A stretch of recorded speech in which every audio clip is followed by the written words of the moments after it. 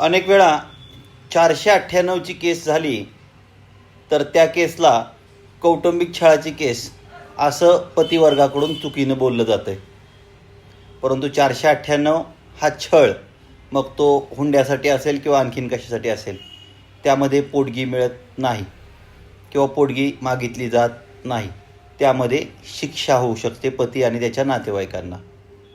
कौटुंबिक छळ म्हणजे जो कौटुंबिक हिंसाचाराची केस आहे त्याला डॉमेस्टिक व्हायलन्स ॲक्टची केस म्हणतात, त्याला DVची केस म्हणतात. त्यामध्ये शिक्षा होत नाही, परंतु पोटगी दिली जाऊ शकते, घर दिलं जाऊ शकतं, राहण्यास दिलं जाऊ शकतं, तिच्याशी बोलण्यास, तिला भेटण्यास प्रतिबंध केला जाऊ शकतो. तुम्हाला तुमच्या सर्व नातेवाईकांवरती केस टाकली जाऊ शकते. अशा पद्धतीचा फरक 498 आणि DVमध्ये आहे. तो लक्षात ठेवायचा, त्यामध्ये मिक्स करायचं नाही.